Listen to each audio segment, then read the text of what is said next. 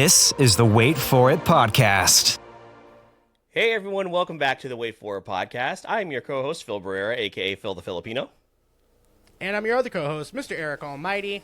And we are back with another episode of Creator Spotlight. And this time, we decided to go into the world of voice acting and beyond with our next guest. Very excited to continue our conversation when we met together at InfinityCon. And Phil, this is one that the people are not going to want to miss. Yeah, super excited when we met our guest back at InfinityCon in Gainesville, which was such a great time to be a part of that. And, we just immediately connected, and that's kind of how we started approaching this series, is we run into people with similar interest, and we just kind of go from there. And luckily, after some planning, we were able to make this episode happen. So let's bring in our guest for this evening, Jessica Cavanagh. Thank you so much for being here. I know you've been super busy over the last few months, and I'm very glad we were able to make this happen. So how are you doing tonight? And please introduce yourself to our audience. Well, hello. Thank you so much for having me, you guys. And yes, thank you for your patience as I have gotten my life together in the last couple of months. Yeah, it was great meeting you guys at InfinityCon. I have moved from one state to another since then, so a lot has happened, changed jobs and things like that. But things are good. Super happy to be here. Yeah, I can't wait to get into our conversation here tonight, as well as have a little fun, discuss what you have been up to and kind of your background and how all of that got started. So cannot wait to dive into, all of that here tonight. Before we get started, I want to remind everybody, if you're a first-time listener, welcome. And for all you returning listeners, if you need a little bit of a reminder of where to find all the rest of our content, as well as where you can find Jessica, make sure you stick around to the very end of the episode. We will go over all of that. But as we get this episode kicked off, Jessica, please tell everybody what they may know you from, as well as what you're currently working on now. Okay, so you may know me from My Hero Academia. I play Inko Midoriya, Deku's mom. You may also know me as Aaron's mom in Attack on Titan. You're seeing a trend here. Well, also, you may know me as Aquarius from Fairy Tail. Not a mom, but then kind of a mom. I don't know. She's just... Curly Dodon from One Piece. Those are kind of the main ones that get brought up. Yeah, as you can see in my co-host office there, he is a little bit of a My Hero Academia fan. A little bit. I see my boy up there. I have my... Where is it? It's my... Yeah, I have Justin Briner. I have Justin Briner back there somewhere, a Funko autograph by our buddy Justin. So Of course, because there are 10... I'm going to get on my soapbox. Here we go. Where's your Funko, Jessica? Where is my pop? Where's my damn pop? Sorry, am I allowed to say damn? Yes. Yes, no, you're fine. I've got a spot up there. He's right up there as well. I'll put him right next to him. The world is waiting. We are. Poor Inko's been crying up to the ceiling for years and years. She deserves a freaking pop. I don't understand. I will never understand. It's very valid, too, because I've told Phil this. I had a much bigger collection of My Hero Pops than this, but I had to stop once they started introducing, Class 1B. And I was like, okay, well, now we've lost sense of the plot. So, I mean, if that can happen, I don't understand why Mama Midoriya is not involved here. Well, and literally, there's approximately 2,817 Dekus. Love you, Deku. Yes. Love you, Justin. That is true. Please live well, live long and prosper. But my God, can Mom please get one? Just one. So, I mean, I get asked to sign I get asked to sign Deku Pops, like the one where Baby Deku's in the pajamas. Yeah, oh, that's a good one. Yeah, I get asked to sign that one all the time, and I'm just like, she's in that scene. Can she please have her own pop from that scene? They need to make the ones they have, like those landscape ones. They could easily put her in one of those. Come on, that'd be such a good like gift where he's pointing at the TV. That'd be a perfect Oh one. my God. Or holding him while he's Yeah. crying. Yeah, Yeah. we're gonna send this to Funko, and we're gonna make it happen. Please. They're Oh not gonna my give us God. any credit, but we'll send it. We'll send it. Yeah, to we'll them. do it. I have gone on these quests. Like, Funko's sick of me because I reached out. I sent them this. I found this video that I was just like so proud of. I was like, this is it. This is gonna be the thing that's gonna convince them. I went on YouTube and it literally, like, searched myself, which is just the cringiest thing to admit ever. But there it was, and I found this Inko Midoriya, like a tribute to Inko Midoriya, and it has like 8 million views. And it's like this mashup of all of these, and it's English, it's the English dub, and it's just 8 million. I was like, that's it. Like, I sent it to Funko and was like, 8 million people know her. They like her. The people want it. Give the people what they want. And everyone's like, best mom. Like, all the comments, everything was like, they love her. Can she please just have... No, they didn't even respond. I don't know. Funko hates me. Has anybody ever been cruel and made you sign some sort of Titan Funko? No. Okay, good. Good. Just making sure. Jeez, can you imagine? Yes. So that's why I actually can too. I can too. So at least we have avoided that, but I would totally do it, and I would bitch the entire time and make someone record it and like put it online and tag Funko. Like, it's there you go. Cause yeah, like, why doesn't Carla have one? Come on, like, why doesn't Carla have one? Why doesn't Inko Midoriya have one? Why doesn't come on, Aquarius? Who doesn't want a mermaid Funko Pop? I do. I want that Funko Pop. It's so tough. It's Lots tough. of questions. Lots of questions to start So off the many episode. questions. I know. I love that we're beginning this interview with me just bitching. Hey guys, my name is Jessica Cavanagh. Why don't I have a pop? Listen to me talk about why. Anyway, It's so sorry. valid, though. It's so valid, though. It Thank 100% you. is. Thank Yes. you. I appreciate you guys for humoring me.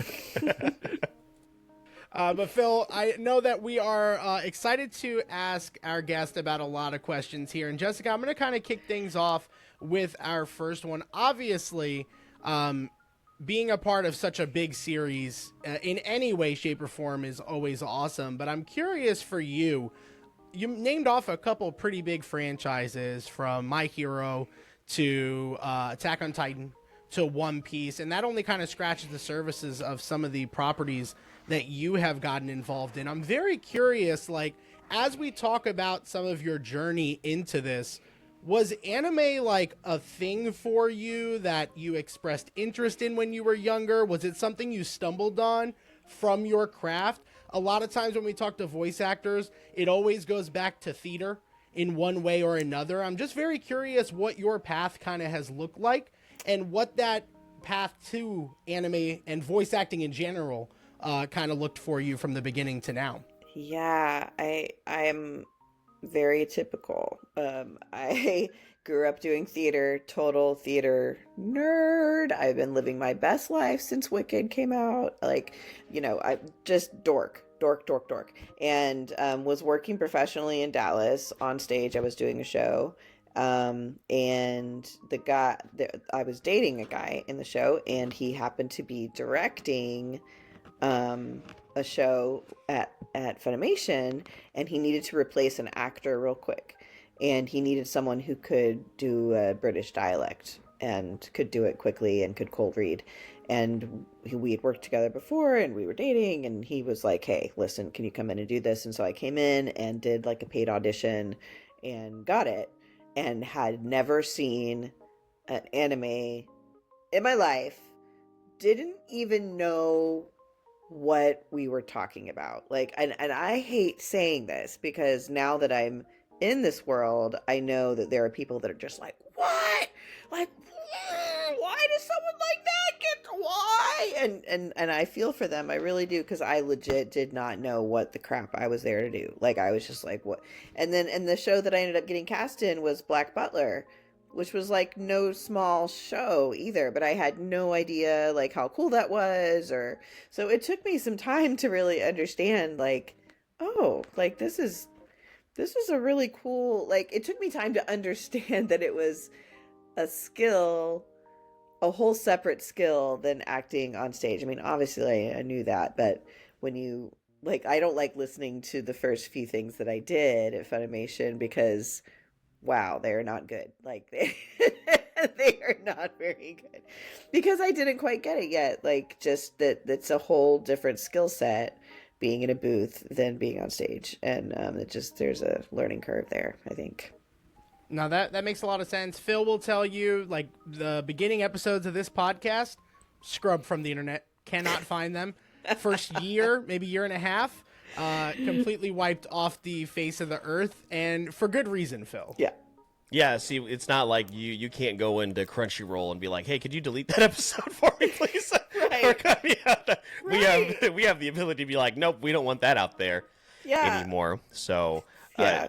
You've obviously, you just mentioned, you were in the theater realm, and a lot of questions that pop up at conventions that we work. A lot of people are asking, how do I get into voice acting? And seems like the answer is always start with an acting class. So is that always what you recommend, and kind of where do you think people should go from there once they at least get the basics down as far as acting itself?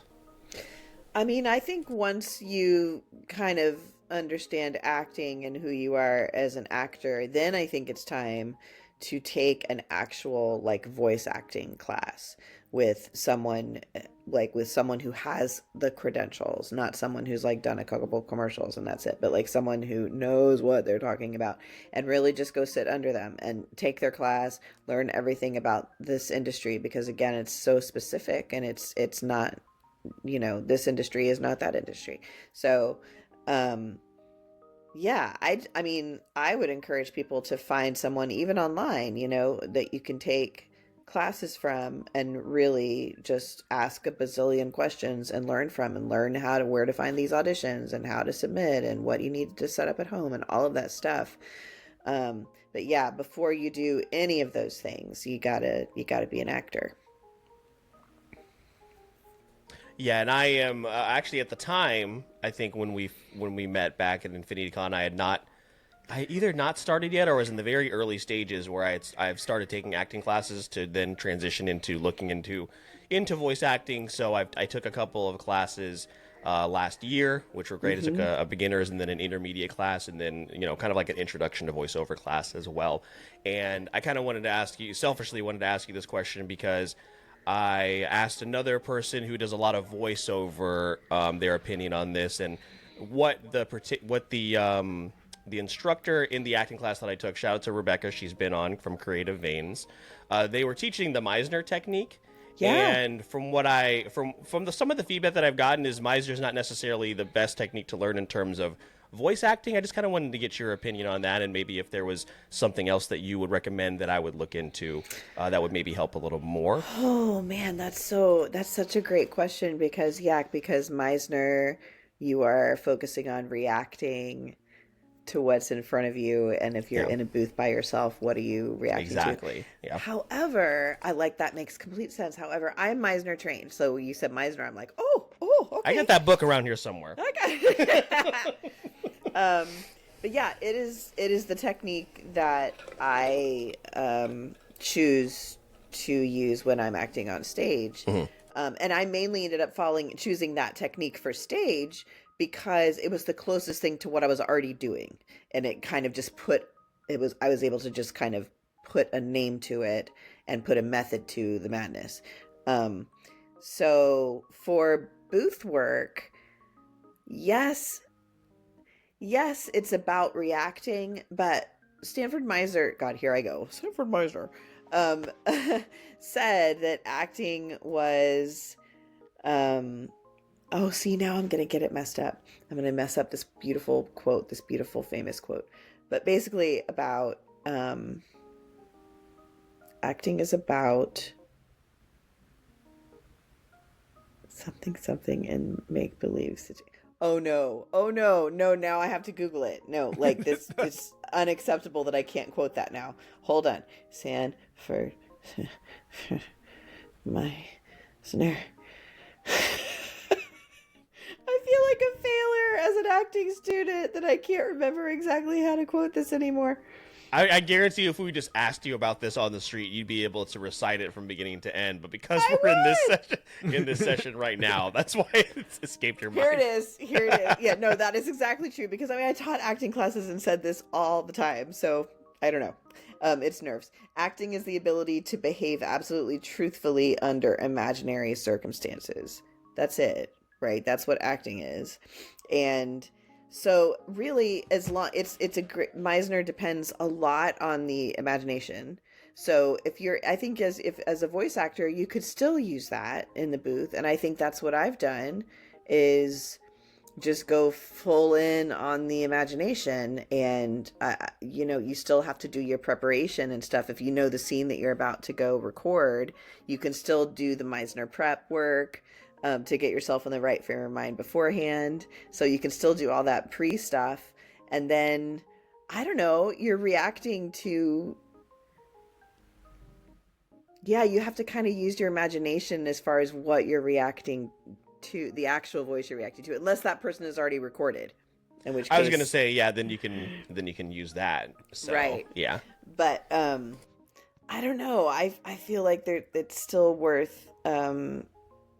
I wouldn't throw that baby out with the bathwater quite yet. I feel like Meisner, you can manipulate it to a degree to use for your purposes. And now we've lost all but like one listener to this podcast, which was me. So, that I've talked about Sanford Meisner for approximately 8,000 hours. So, yeah. No, definitely not. And thank you for that. I definitely plan on going back to that studio. We're very lucky to have a studio like Creative Veins here, where there is a very tight-knit community when it comes to film and filmmaking and acting and that. So I definitely want to return to that. And like I said, I do have the book, so I do plan on reading through that as well. So I appreciate that. It's good times. Yeah. Mm-hmm. Yeah, and kind of following up on it, like as far as everything that you have learned over your career and everything you're continuing to learn in that space, I'm very curious what you think about one of the first voice actors we had on was Matthew Elkins, and he plays on Tetsu in Blue Lock, and it was a great conversation, but we actually jumped into a conversation that I feel you might be able to give some perspective on, because he gave us the feeling and discussed openly, sometimes he kind of gets typecast into certain roles, and obviously there are pros and there are cons to that. And obviously, we talked about a lot of the motherly figures that you do voice. I'm very curious what your thoughts are about some of that typecasting that goes on in the business. Obviously, the benefits, but also the drawbacks. And I'll follow that up with, is there anything that you really want to sink your teeth in that you haven't, to kind of add to that dialogue? So very curious what your stance is and what you're still looking to explore in your career. This is a great question. So it's interesting. I've always been a little confused by it because I don't consider myself a very motherly type of person. I am a mom. He's 25. But even looking back, this is only hindsight could have told me all this, but like looking back, even in high school, I grew up doing theater. I was always the freaking mom or the aunt or whatever. So there's like something about my vibe that's just like you're warm, you're comforted by it. And so I've learned to appreciate this over the years. It was interesting because when I first left like high school and was like a young woman, I was finally getting cast as an ingenue because I wasn't being compared to all the other girls my age for all the roles of all of the ages. I was finally able to just audition for roles that were my age and not play the 50-year-old grandmother because there were only 18-year-olds to play them. So suddenly I found myself playing ingenues, and I was really grateful for having to play character roles all those years, because I think it made when I was ended up playing leads and being the central character, I don't know, it was never enough for me to just like play the straight man or whatever, or like that's a person, that's a whole person. And I think that playing those kind of roles that I was typecast in ended up helping me create more depth for the roles I played later on. But it was interesting because pretty quickly in the voice acting world, I landed in the exact same thing that I did when I first started theater when I was a kid. And again, I don't hear it. I don't listen to my voice on recording and be like, what a motherly sound. What a man. Wow. I do not hear it. I don't. But I listen to the work in the shows that I'm recording and I'm like, well, that works. I get that works. So I don't really get the typecasting so much, but then I hear the product and I understand the why. But I don't know. I'm not mad at it. And maybe it's because I am a mom and I'm in my 40s and I'm not like in my 20s voicing these moms. It feels correct that I'm doing these roles now. I think that if I had started voice acting when I was 22 and was playing these same roles from that age or something, I'd be like annoyed and want to play all the cute girls. But I I like playing characters that are a little bit different, that are maybe not in the mainstream, and I like playing characters, so it's fun. Yeah, and I know I don't feel can't speak for you, but I don't think we got motherly vibe, but what we did get when we met you, because we were going to talk to you for like 2 minutes. We're very big on like checking out vibes and just introducing ourselves, and like we sat at your table for long enough to invite you on the podcast. Yeah, y'all were there for a while. It was fun. And one of the things we kind of felt was just that trusting vibe, that just naturalness. And I think those are maybe some qualities in those characters that you play that I'm sure as you're getting that work, people are keeping you in mind because they can trust you to play those. And that's what Matthew had shared in his experience. But Phil, that was kind of my takeaway as well to that whole experience, meeting Jessica for the first time.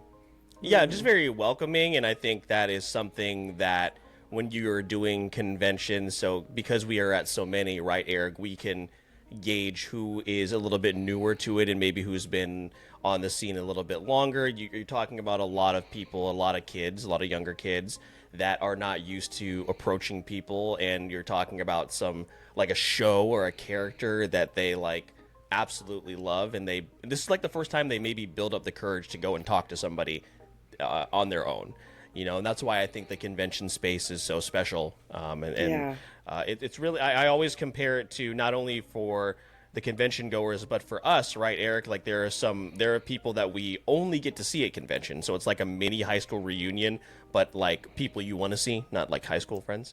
But you get to do that 3 or 4 times a year if you're lucky.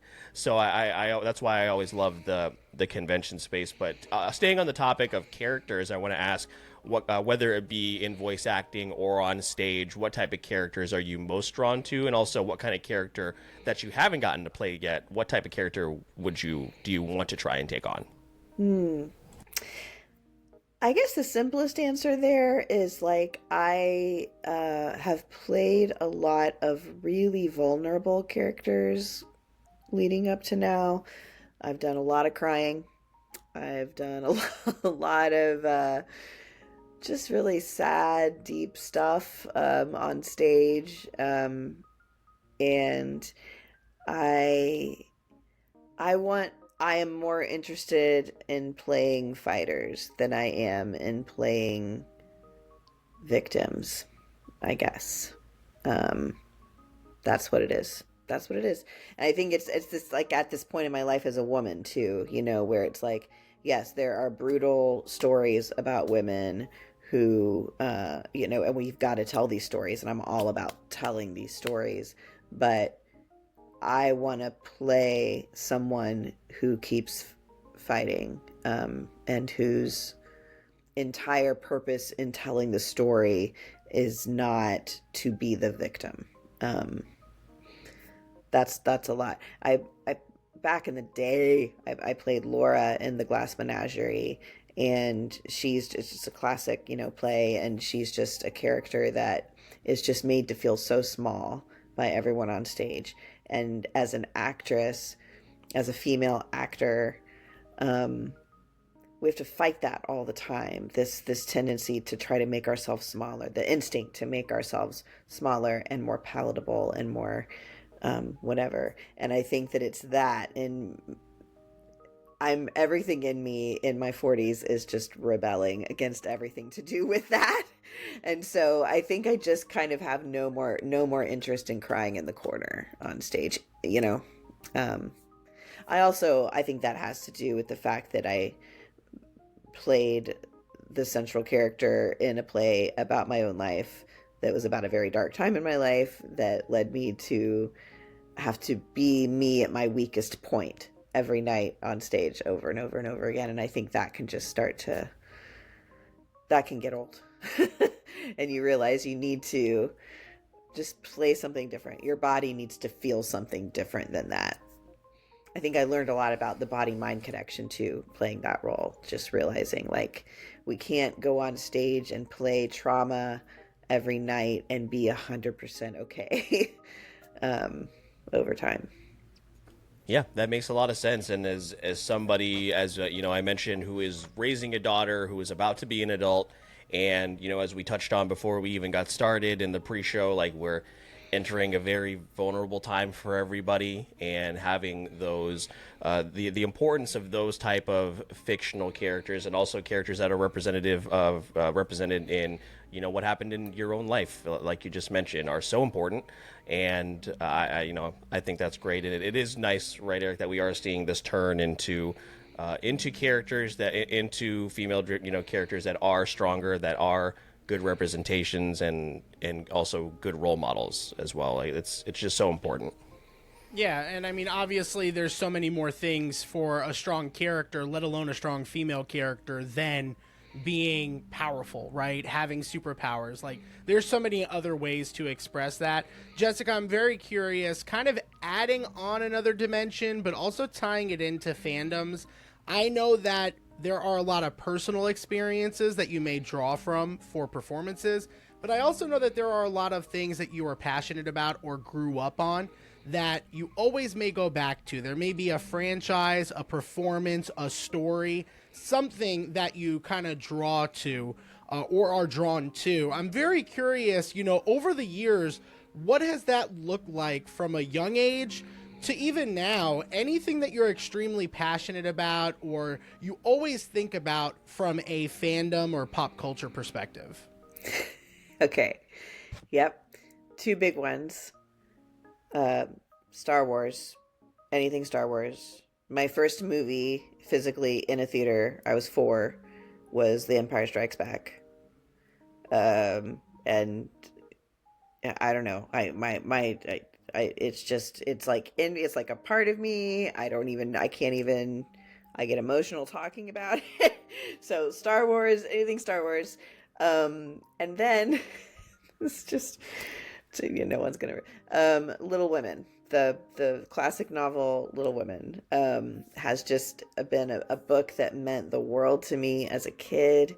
And then there's been a lot of iterations of it over time in movies. And then I was asked by the theater where I grew up to adapt it for the stage and go there and direct it. And that's how I ended up in Florida, working in Florida for a while, was working with them. I don't know. It's a story about coming of age and these 4 young women just finding themselves in the world. And it's literally just timeless. Like, it just... and Jo, the central character, is kind of what I was talking about. You know, she's kind of out of place in time. You know, she's ahead of her time and always having to fight for what's right and for what she wants. And so anything to do with that book or to do with Star Wars just kind of lights me up inside and gets me excited. Yeah, those are two great examples. Are you still actively keeping up with Star Wars, and what is your take on the current state of the franchise? that is the question. How do we feel now? All right, we'll be back in an hour, ladies and gentlemen. I know, yeah. If you're not a Star Wars fan, come on back in 2 hours. So I mean, I have really liked some of the new shows. Okay, so yes, I'm caught up. I'm not on all of the new shows though, but I'm caught up on all of the movies, obviously. And I had a lot of hope for the Force Awakens and those three films. I liked the Force Awakens. I was still hopeful during the second one. And then I feel like the third one just kind of shat upon all of our dreams. So that's where I stand on that. And however, I will still watch any of them. Like, I'm still like, it's Star Wars. Like, give me the blue milk. Like, I will just give me it. But the thing that depresses me a little bit is that I liked where they were headed with the whole idea of the Force's not this lineage. It's in everyone, you know, that moment with the little boy at the end of the second one where, you know, this random slave kid or whatever, and it's like you think, ooh, like the Force could be for him too, like the Force is for him. And then that last movie, and it all goes back to, oh no, it was Palpatine. So it's all like bloodline and elitist all of a sudden again, and it's just like gross. Remember, somehow he returned. Somehow he returned. I mean, it's somehow. Boy. Yeah, it just took the larger question of like the whole that I thought that I loved that they were trying to answer, which is like, is the Force only for this like special few or whatever, or like is it something that we can all find an attachment and engagement with? And I thought they were going to answer it like, no, the Force is in all of us. If we dig deep enough, we can all be very, very powerful. The Force was the friends we made along the way. Yeah, exactly. Yeah, so it was a miss. It's rough, and Phil loves to ask Star Wars fans that question because he asked me and everyone else. I asked Christina Kelly at Brick City Anime Festival, who is her My Hero character? Why am I blanking, Eric? She voices. Eric will look that up, but I asked her. Christina Kelly. Yeah. Okay. She's in My Hero, right? She was in the My Hero panel, right? Am I making that up? I think you're making that up. I'm fairly certain she. Anyway. You sure it wasn't Leah Clark?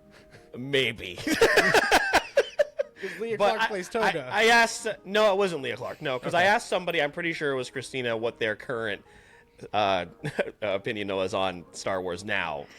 Oh no, it was Christopher Waycamp. I asked Christopher Waycamp, how do you feel about Star? It totally is. But they were all sitting at the table, and I asked, how do you feel about those? You know, the Skywalker saga? Yes or no? And he said pass. So that's how.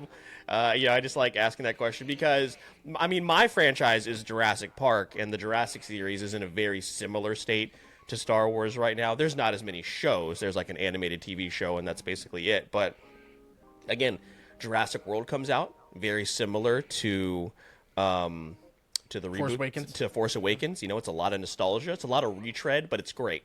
You know, the second movie comes out. A little worried about that. And then the third one comes out, Dominion, and it's, it made $1 billion because it's Jurassic, but it's still not very good in my opinion. So I like asking that question because we have a lot in common with Star Wars fans, and I'm a very casual Star Wars fan. I really did stop watching the TV shows just because it's so much to keep up with. Very similar to like Marvel. There's just so much now. So I would return to the movies. You know, we are going to get one eventually. I will return to the theaters to watch it because I think there is something very special about seeing Star Wars films in theaters. But yeah, these major franchises right now they don't seem to be, they don't abide by the less is more rule anymore, and they do not. They're just not as special anymore, especially Marvel. Oh God, yeah, I know. I kind of gave up on Marvel a while back too, because it's just I just couldn't. There are enough hours in the day. That's kind of how I am with the Star Wars shows as well. But I mean, like, I make time for when it's something I really want to see. You know, like I had to watch Obi-Wan Kenobi type of thing, and I had to watch Ahsoka. I love Ahsoka.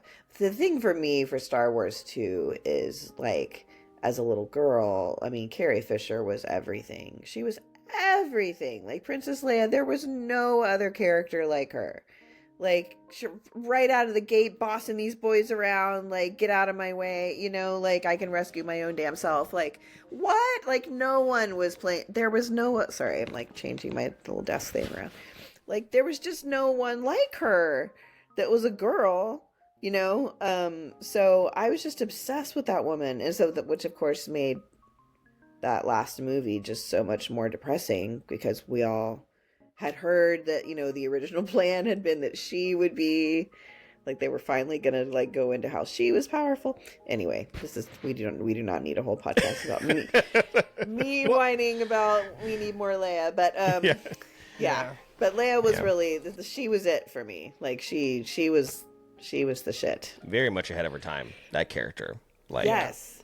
And then he so never great. really wrote another one that could compare. Like, Yeah, I don't Padme know. wasn't that character. No. Well, no. And then Dave Filoni wrote Ahsoka, who was just like everything. Like she's the only one who, female character that has like come close. But she's amazing. Like, what a character. She's so great. But anyway, I'm just now rewatching Clone Wars because my boyfriend had never seen it, and this was unacceptable to me. So we are Just we're going through it. Yeah, Yeah, and it's fun. It's good that you're a part of both, because I know Clone Wars was something that I never fully got into. Like, I had watched like occasionally, but never like a full run through, and I felt really sad when it ended, how good it ended, that I wasn't a part of that. But then now seeing Ahsoka and knowing I missed out between that and like Rebels, I've definitely thought about jumping back onto the saddle for Rebels like is really so good worth stuff. it. Yeah, and it's because I've always had a love for Star Wars, but they've lost me. They've lost me with those last two movies and a couple of the shows. The Book of Boba Fett was like one of my last straws, I think. But I The did not watch. Mandalorian, do not. Don't do it to yourself. Yeah, I've heard this. It's also just like half of a Mandalorian season, so and I didn't even watch it, but I just if you from watch what The Eric told me. Mandalorian, you might have to. There's like literally a episode and a half that's just The Mandalorian, which is crazy for a Boba Fett So show. yeah, that is interesting. All that crossover. It's like you have to watch every single one of those shows in order to know what's going on. Which is where Marvel, it was their biggest strength until it wasn't. Right. And I think that is that's the most unfortunate part. But it was funny that you brought up Leia, because I wanted to bring up, you said Joe from Little Women, and then you had Little Women, and then you said Leia. Were there any other like female characters specifically that really spoke to you when you were younger, that you kind of look back on and that you think fondly of? Or if not, those were maybe your main two. Are there any characters in recent media that have kind of had a similar draw, in your opinion? I also really loved Anne Shirley from Anne of Green Gables when I was growing up. She's very like Joe in Little Women too. They have kind of a similar spirit. Those were kind of my ones when I was a kid. And then as an adult, well, that is, yeah, literally nothing is coming to my head, and I know that I see things all the time that I'm like, what a fantastic character. Can't think of anything. Basically, probably anything that Cate Blanchett has ever played, because that woman.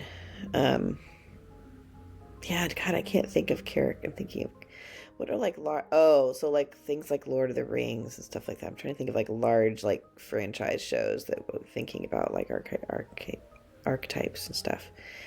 I mean, I really loved Daenerys until the end. Until the end, yeah. That's I'm usually about- the consensus. I haven't seen it, but I'm halfway through my Game of Thrones journey right now. Oh, and jeez. I'm just waiting for 8, so I'm at 4 right now. Just got past the Red Wedding, and yeah, That's now an we're just experience. well, actually, I have seen the last episode of Game of Thrones. I saw the Still series. did. God. I was at my sister's. Wow. I was at my sister's, and she was like, "Oh, I'm about to watch the series finale. Do you want to just stay?" I was like, "Sure." Oh, she's Shit. calling me right now.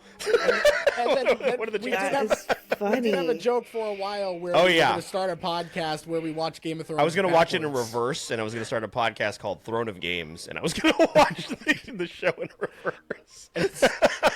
A dream is still alive until someone takes it from us. That would be like reverse traumatizing. I don't Right. know. Like that's just like, wow, that show. Wow.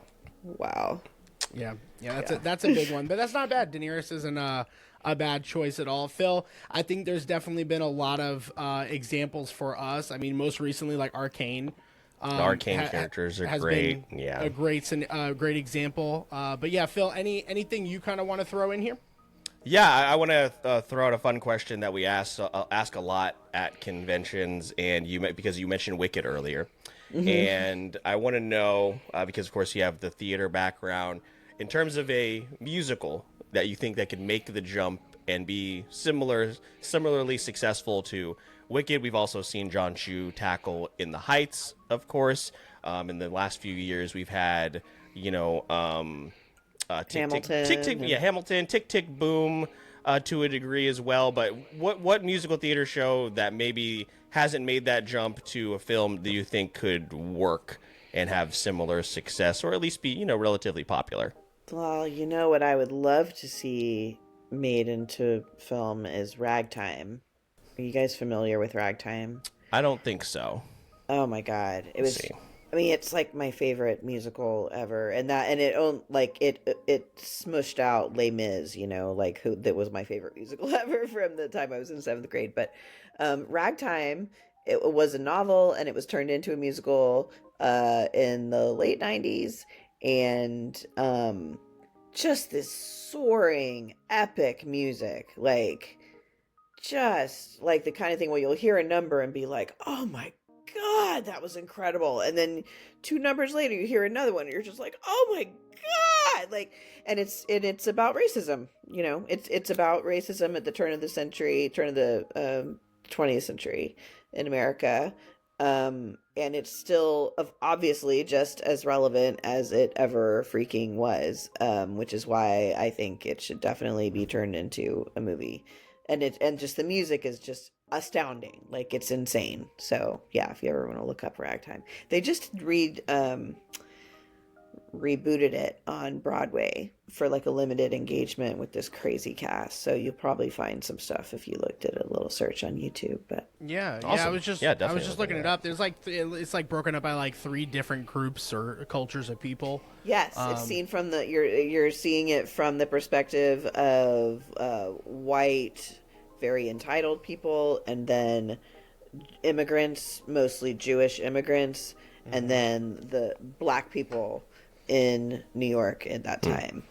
And it is just an incredible story and incredible music, and it would make an insane movie. Yeah, they do a lot of those. They do a lot of those shows, a lot of musical shows here in Jacksonville. So I'd be very curious when that might come up, if it's making a resurgence. I know for me, and actually I'm gonna keep it on Wicked for 1 second. I'm gonna ask a yes or no question. Did you think that Wicked was too long? The adaptation, the movie. Did you think it was too long, that they're breaking it into 2 parts? No. Thank you. Okay. Thank you. Just wanted Phil to hear that specifically. That is the correct answer. I don't know why you're directing that to me specifically. Well, Phil hasn't seen the musical. I haven't seen the theater show. So, and I wasn't going to see the movie part 1's too until long. I saw the actual theater show, because that's how I wanted to experience it. But everyone was like, "This is incredible!" So I saw it and I enjoyed it. I had a good time. I gave it a good grade, but I just didn't. What was the grade? A 3 out of 5. Okay, because when I give a 3 out of 5, you guys tell me that I'm shitting on the movie. So I just want to make sure your 3 out of 5 is different. Wait,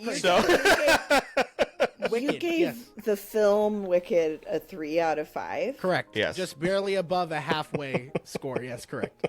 What are you scoring on? We use Letterboxd. So okay. No, yeah. But you specifically. What's going on? I thought it was here? too long. I didn't really think some of the I thought some of the performances were a little off, and I just didn't enjoy it as much as everybody else did. Again, I definitely don't think it's bad or anything like that, but I definitely wish I had seen the theater play first, and next to this, as opposed to seeing the movie first. But again, everyone kept talking about it, so I was like, well, I'm gonna have to see this. Yeah, So. for contrast, this is one of those, like, me and Phil are pretty in sync for running a podcast together. We're pretty in sync with a lot of stuff. This is one of those odd films where we're not. And I went in expecting to give it like a 3.5. Like, I thought it'd be okay, but it's a 4.5 out of 5. Right. And it could be a 5. I watched it for a second time the other night. It's just as magical. It's one of the most magical theater experiences I've ever had. Noticed so much more the second time I watched it, because I think the first time I watched it, I was just kind of overwhelmed by just the enormity of it. You know, it was just massive. But yeah, the second time I watched, I noticed so many new things, like the cinematography, like just the different perspectives they would choose to tell things from, the use of color oftentimes. And I don't know, like there were just so many really brilliant little detailed choices throughout. I hope they actually win stuff at the Oscars, and it's not just like, let's just nominate them, because I do think it creatively is stunning. Like, love it. No, I think agree. Cynthia is I do think it's Demi Moore's to lose, but I do think Cynthia is probably right there. Probably has a good shot. I feel bad for Ariana because she's going to lose to... Everybody's going to lose to Emilia Perez at the Oscars, and it just makes me very mad, so... Yeah, so... I have not seen Emilia Perez. We're doing an episode on it next month because if you want. Because I had to watch it. I had to watch it after seeing the nominations. It was the second most nominated movie, tied for the second most with 13. And I was like, I know for a fact people hate this movie, so I'm going to watch it with an open mind. And the first 15 minutes, I was like, oh, we might have something here. And then it goes so off the rails. Really? I give it a 1.5 out of 5. I don't normally go under 2 for movies. Like, it takes a lot for me to say a movie is objectively bad. Right. This is not only bad, but for the demographic that this movie is supposed to speak to, it's kind of highly offensive. It's very offensive, and that's how a lot of people have received that film. The moral of the story, it's a very old French director writing a movie about a transgender character in the Mexican cartel, and has no ties to either of those communities.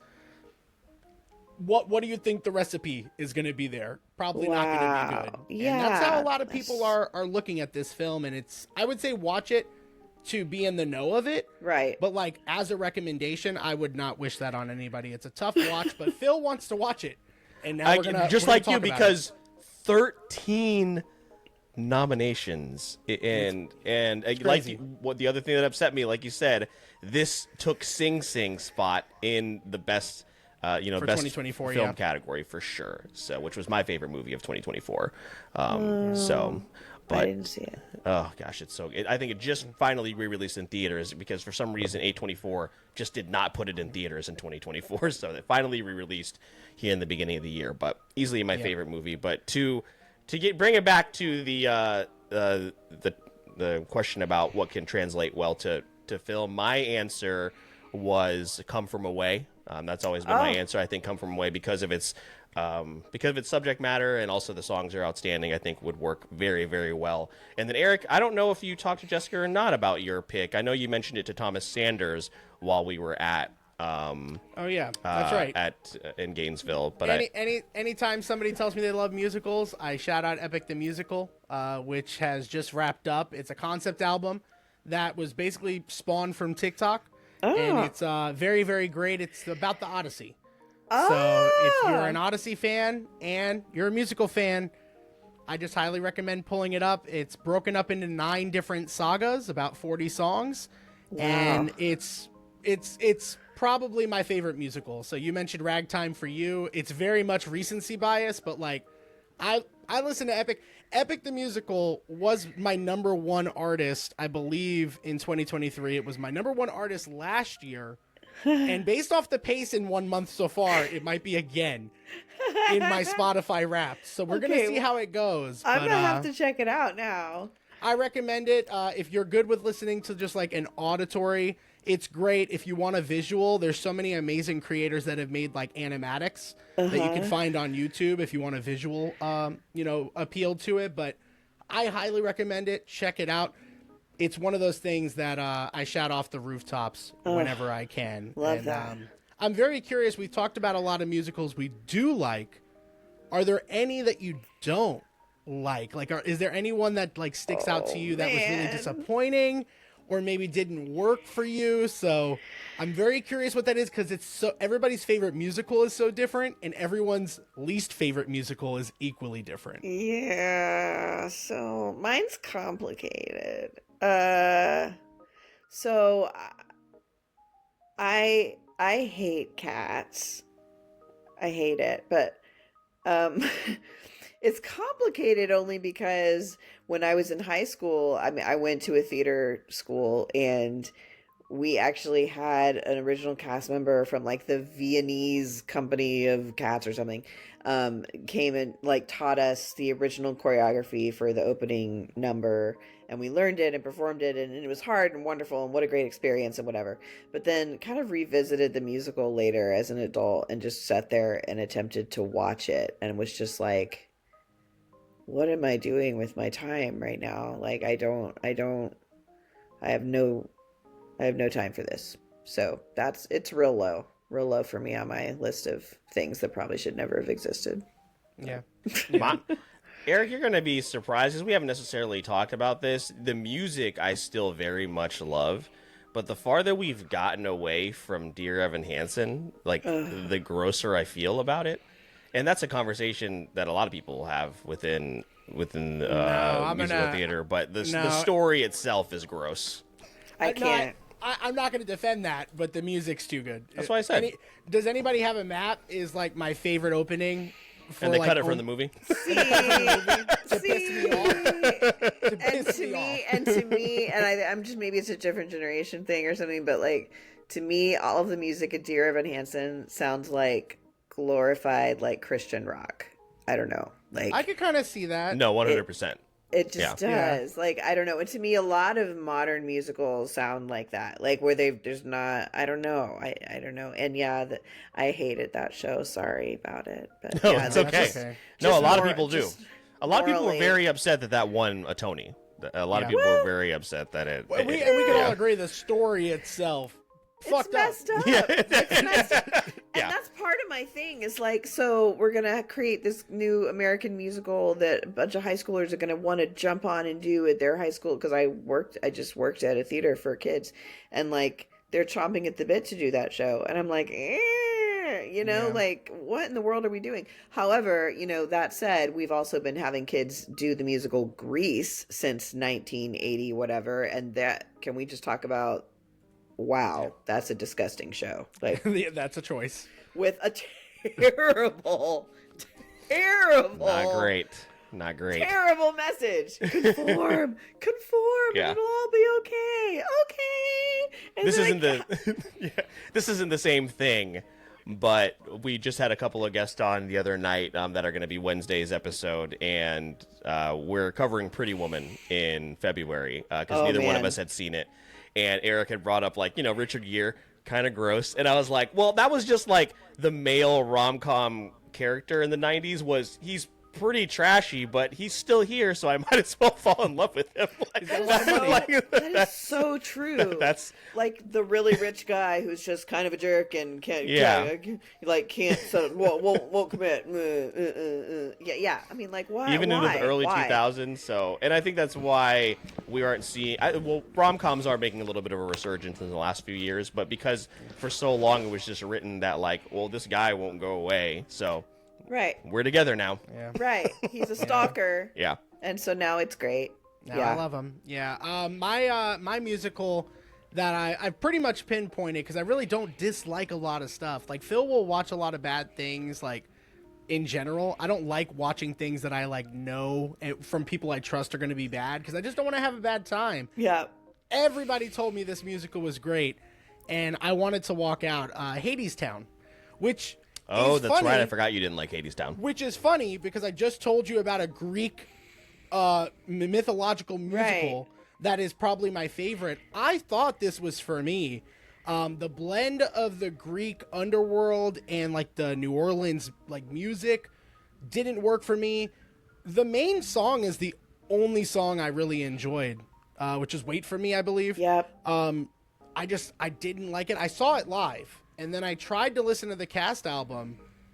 Just not for me. Dude. I heard Jordan Fisher was the lead in some circles. Maybe if I saw him, because I love Jordan Fisher, but even then I don't think it would save it. And I feel really bad because anytime I say that, people do gasp. Like, oh no, it's true. I'm with you. I saw the original cast in New York. Yeah. We were doing my show off Broadway for a few weeks during the original cast run of that, and I was so excited and spent my hard-earned money and and was so disappointed. And it's not like everyone in that show was phenomenal. The performances were amazing, you know, but like, the show itself just like didn't grab me the way that I expected that it would. And maybe the set's cool. Like, everything about it was really cool. The way I explained it was that it's the most I Need to Win a Tony musical that's like ever been created. Like it's clearly built to win a Tony award.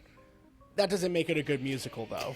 Yeah, I just found, like, telling the story in that way, I didn't care about any of the characters. I just kept waiting to care about what was going on, and I just didn't. Yeah, I don't know. 100%. Yeah, I'm glad I'm not alone. Yeah, You don't. Well, I mean, You don't. I feel like I do to see based on what you guys are saying. Yeah. Well, I don't know. Phil didn't enjoy the first Saga. He listened to 5 songs of Epic. It wasn't really his vibe. He didn't like the Wicked movie. So maybe you will love Hadestown. Maybe it is. Maybe so. Yeah. I mean, the thing is that there's part of me that like wants to see Hadestown again because I felt like I should have liked it. You know, like it's one of those things where you're like, what am I missing? Like, what am I missing? Yeah. And it's tough, too, because we talk about this all the time, and Phil knows I'm a big stickler. Like, all of my opinions I do put with an asterisk if I've only seen it once. Like, I'm very big, especially for films, that if you haven't seen a movie twice, it's hard to cement an opinion. Yeah. So, like, whenever I give a grade for a movie, like, again, I've thrown a couple out on this episode, I usually give about a point give or take either way, up or down, because upon a second watch I could feel much differently. Just like a lot of times it's really difficult because in the line of work we do for content, we have to give opinions on like a movie, but there have been several movies like last year that the longer I went away from it, I slept on it, I like loved even more because I got to really think about it and reflect on it. Yeah. Or vice versa. I walked away from a movie thinking, oh, that was all right. And then I just felt icky afterwards. Like, that was really forgettable. I didn't really like this. So it's very much give or take. And I think that can be applied to TV and musicals as well. Yeah, I think any piece of art, you know, because art is all about the way it hits you. It's so personal. So it's kind of also could have to do with like whatever mood you were in that day, like what happened on your way to see that art, you know, that could completely shape the way you're taking it in. So yeah, I agree with that. That was me for Moana too. I was in such a good mood that day. Oh my gosh! And I gave it a 3, and objectively, it's much less than it's a really bad sequel. Yeah, yeah. I just walked out of the theater like, wow, that wasn't as bad. They ruined my girl. I just choose to acknowledge that Moana 2 never came out. Yeah. That it's not part of it's not canon. That's what I'll go with. So it's tough. Jessica, have you ever like what is your Disney relationship? Like everybody's Disney relationship's always so different. Kind of wrapping up some of our questions. Yeah, what is that? I was born and raised in Tampa. So you know we jump over there all the time, and so yeah, big Disney girl. I love the old stuff, but to me, Golden Age is always going to be like Aladdin, Little Mermaid, that whole era of stuff that came out. Still up on it because my son is very much a Disney guy. So, yeah. Yeah, I think they are right now. It's kind of not disappointing, but it's a bummer because I think they were trending very, very high. Like they were doing very, very well, and then recently they are stuck in this obviously a sequel era where they just don't want to make anything original. And then when they do put original stuff out, nobody sees it. So Like I very much love Turning Red. Eric loves Elemental. Luca, I thought was pretty good, but also Soul. Soul, I thought was very good as well. See, and I didn't see half of those. Mm-hmm. I feel like they're Exactly. just they turn them out so fast. They were released COVID them all era on Disney films. Plus. They were COVID era films. They did release them in theaters, but at that point, like, it's too late. That's why I'm glad Encanto got like a revival after, it was in theater for a little bit. Eric very much hates Encanto, so I guess that is his. That's his Wicked. I think it was made for me because like the Spanish like You're also Colombian. ties.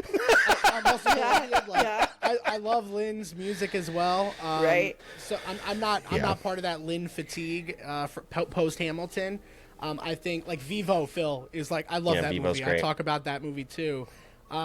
Just did not work for me. I didn't think story structure wise. I'm also a very big villain like type of person when it comes to movies. So there has to be some type of antagonist or force.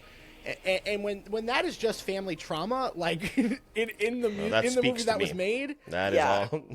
I get it. Now listen, if she grabbed a sandal and threw it, I would have felt that through the screen. But Oh no! I also didn't love the music. Like it wasn't after the Family Madrigal. That was I really thought it was a strong intro. Everything after that didn't really hit. I have grown fonder of it the more I've been away from it, but it's just not one I very much vibe with. My other hot take apparently is Frozen.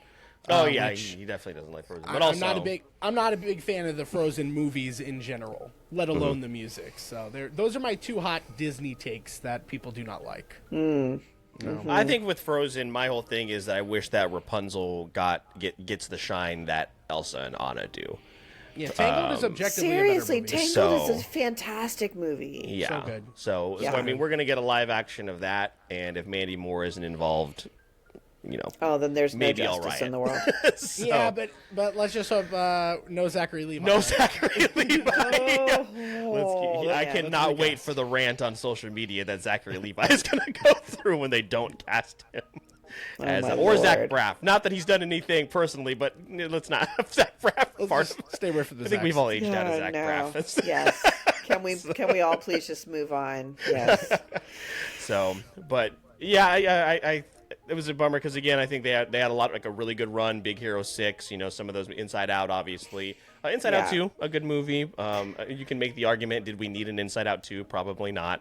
But they seem to be trending very, very well. Zootopia, getting a Zootopia 2, don't need that. So Don't need it. Don't we'll need it. see. But my thing that I have brought up over the last couple of years is that other studios, Sony, DreamWorks, these other studios, are starting to lap Disney.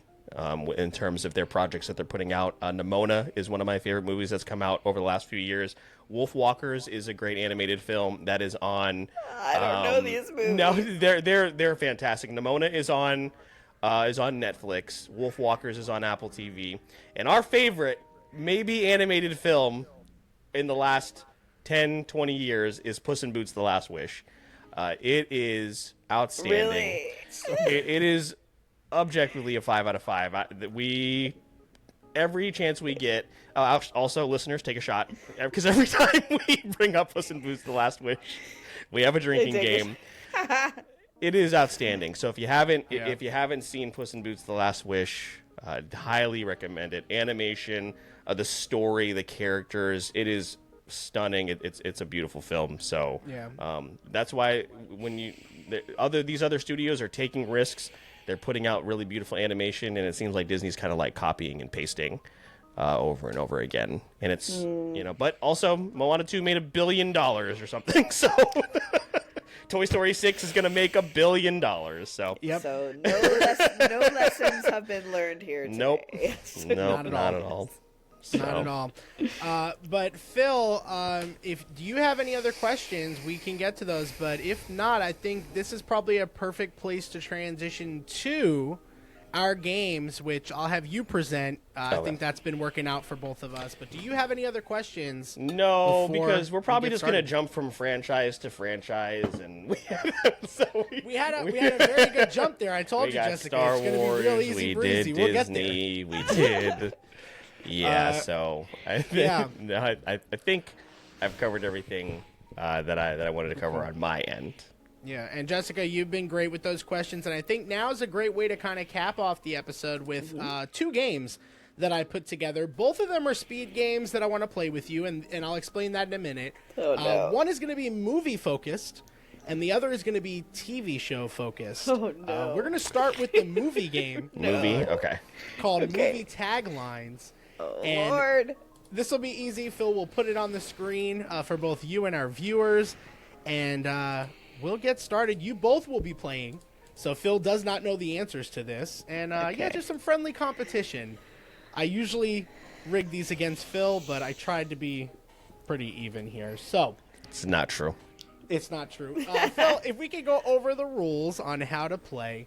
For this here, there are 3 things to know. Each prompt will show both the tagline or one of the taglines that's been used for the movie and a blurred image that may be a clue, may not be in the background. This is a speed game. So this one's going to be real casual. You get however many guesses you want. First person to answer correctly gets the point. So it'll come up. I'll say it. Shout it out. There are going to be 6 total movies. The person with the most points at the end wins. And if we get a tie, Jessica wins because she's the guest. I don't know. I made that rule up just now. So, all right. Are you both ready? Ready. Let's do it. Okay. All right. Well, Phil, the next slide was "Are you ready?" And Sorry. You didn't indicate that. You know what? You've done this before. Let's go. Let's go to the first one. The first movie's tagline is "Let the magic begin." Fantasia? No. Begin. Let the magic begin. Oh, I have no idea. That's okay. Do we get clues, you said? I can give you Okay. clues, but I think you guys can get this one. I Let think the you can get it. magic begin. You know, there were those movies that were about magicians. There were 2 of them that were like very much alike, and one of them had like Hugh Jackman in it, and the other one had like. Oh, It is Now You See Me? No, that's not Hugh Jackman. No, oh, it is not The Prestige. The Prestige. The Prestige, Yeah, thank you. Which is Thank you. a top tier movie. Top tier. Yes, movie. Yeah. really good, really good. Yeah. No, I would say Let the The magic Prestige begin. was probably what? What was The Prestige? Rated R? I would assume rated. Let the magic begin is just such a blanket statement for so many. Is it Wish? Very, very broad.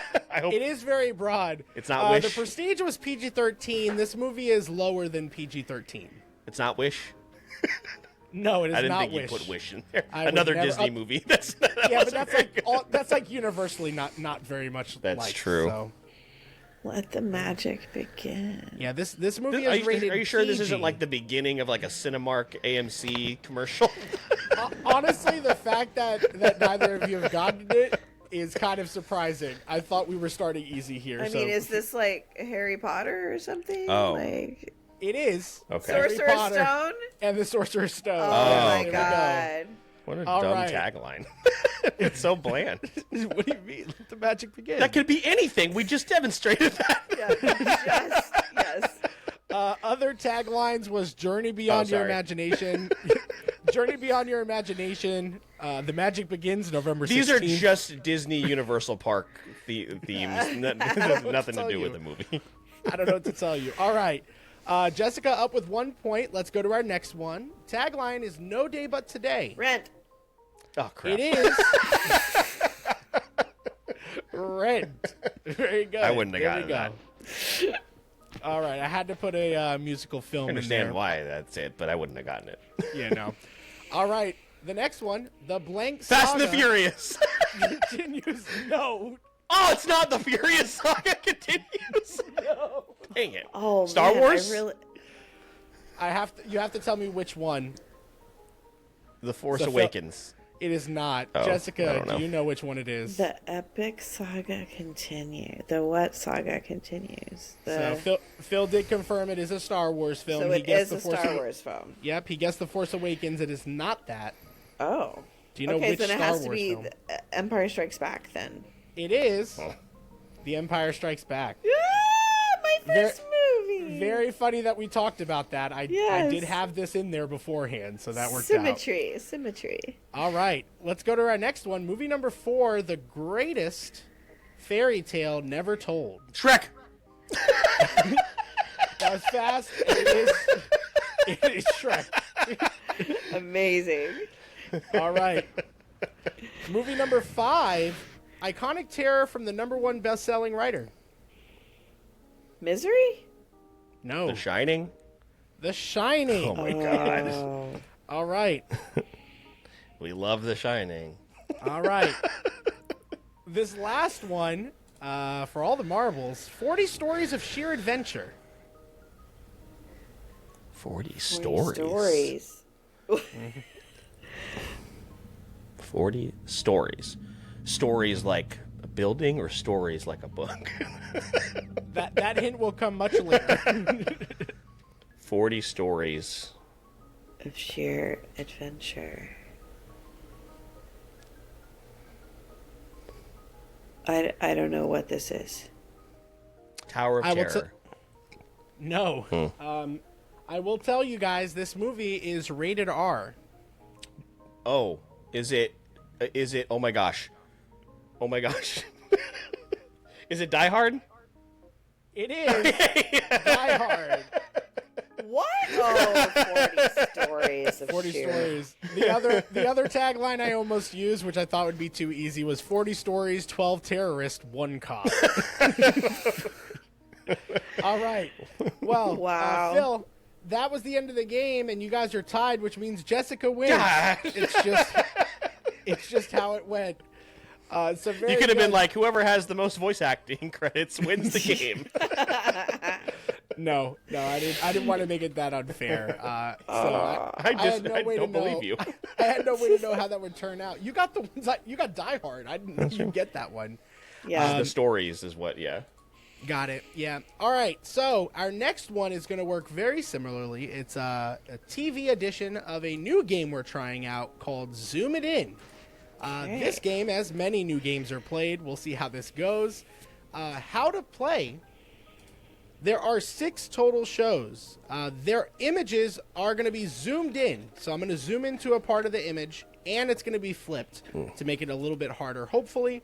Take a look at the picture carefully and shout out your answer. This is also a speed game, but you're only going to get 1 guess. Okay.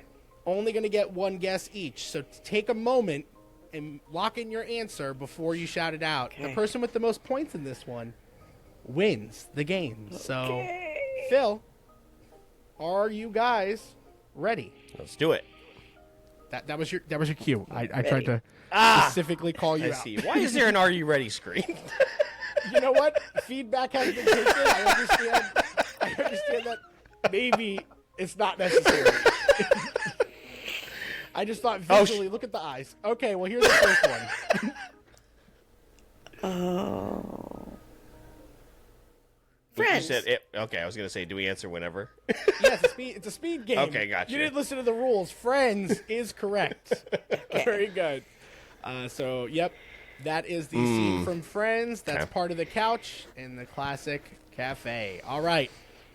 We'll go to our next one.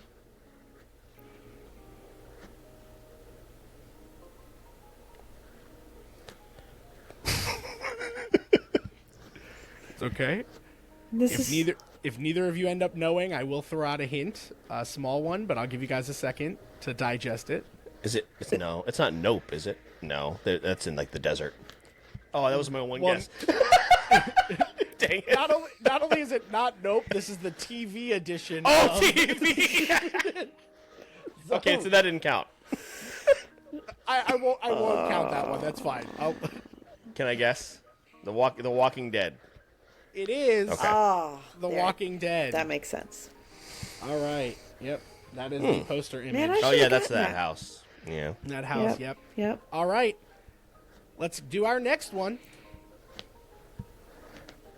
Hey Arnold. This is That's my show. Sorry, Oh Jessica. my god. This is Hey Arnold. That's my favorite animated show of all time. Never would have gotten it. Never in a million years. I always throw a 1 in there. That's a guarantee for Phil because again, most of the games It usually usually rigged, doesn't go very well. So, Nice. all right. Our next one.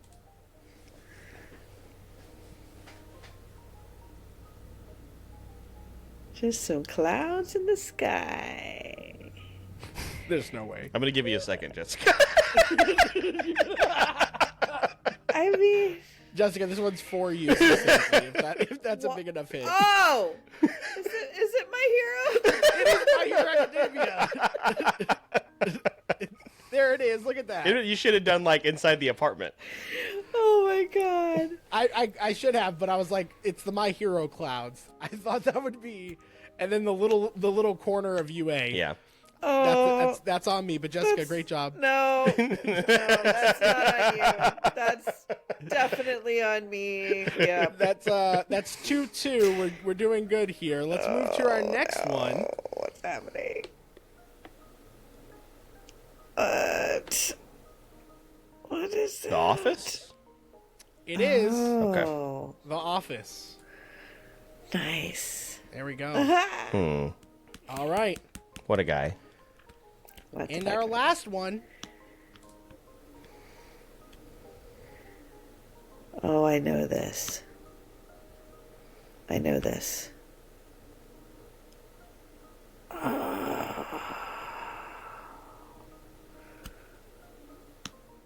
SpongeBob. It is. It is SpongeBob. All right. Oh, that's the top of the Krusty Krab. What a random spot to highlight. Honestly, I'm really happy how this It turned was out. the art style. I was like, I know this art style. Yes, that's totally what it was. Yeah. But I guess That it was is great. technically. Well, no, it's not. I thought it was like the side of like a boatmobile or something. I did not think that it would be. I didn't even know Krusty that pipe existed inside the Krusty Krab. Honestly, it could have been anything. All right, yeah. That is it. Thanks for playing. Great job. All right, 1-1. You both tied. So Jessica won the first one. Phil, you won the second one. That's a great way for that I to feel turn very good walking away from. I don't feel humiliated. I feel like we both did well for ourselves. We did. Exactly. We did Good solid. Good night, Phil. Yep. Good we- night. out. Usually Great. Phil's Good the night. one walking away humiliated. Yeah. No. It's usually that's usually how it goes. This worked out. But I hope you both enjoyed that game. And Phil, anything else? I think this is a great kind of closing segment for our episode, which has already been a ton of fun. No, Jessica, this was so much fun. Thank you so much for making the time, and we hope to see you soon. I know you were actually at a Jacksonville convention a couple years ago, and we didn't meet you at the time. I don't know that we were at. It was at Bold City Con, Eric. She was at when it was still at Toontown, which Toontown. I don't know if you heard, Jessica. They turned Toontown into pickleball courts, so it's not even like a space you can rent out anymore.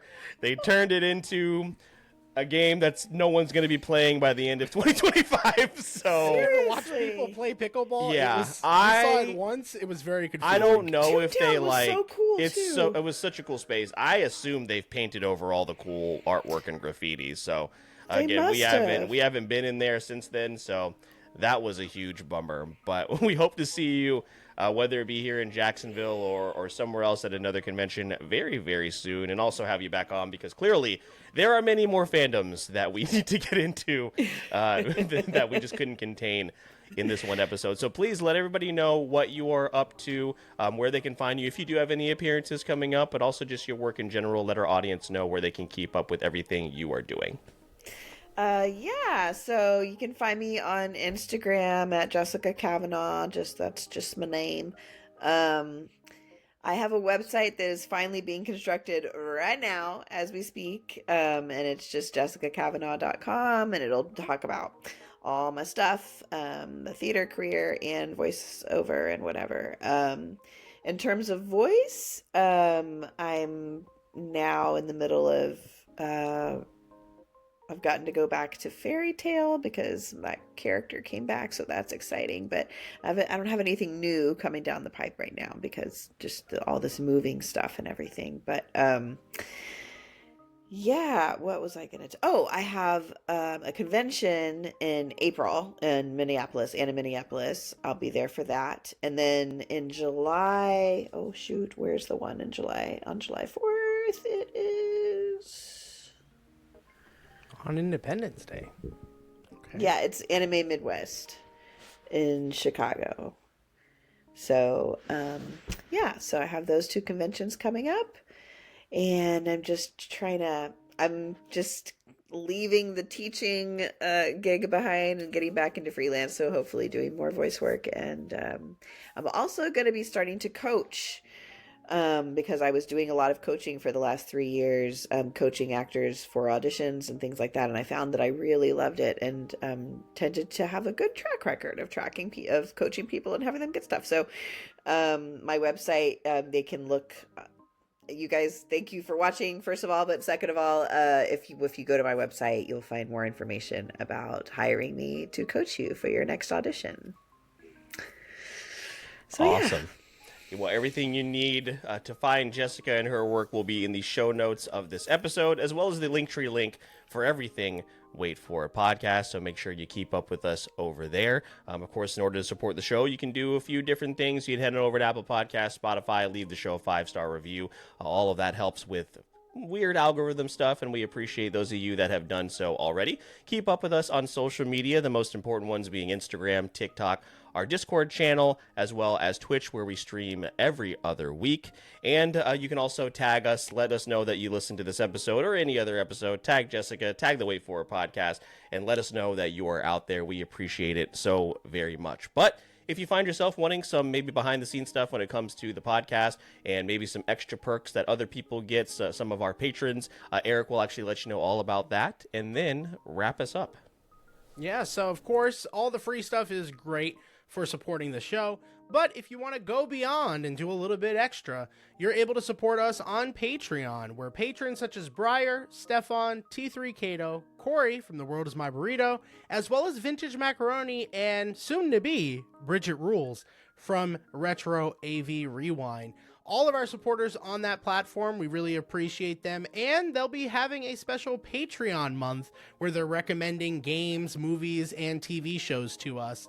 But in addition to that perk, they get other perks like early access and behind-the-scenes access to episodes just like this one. If you want to come on by and support us there, that's appreciated. Again, all the free stuff, though, really does go miles as far as helping us move the podcast forward. The listens, the likes, the engagement, the comments, the shares, all of it. We truly appreciate it. My name is Mr. Eric Almighty. That is my co-host, Phil the Filipino, and our guest, Jessica Cavanagh. Get Jessica Funko Pop. Funko. Do it. And just remember, guys, we release new episodes for the podcast every Wednesday, plus bonus content on platforms like Twitch and TikTok. And all you got to do is wait for it.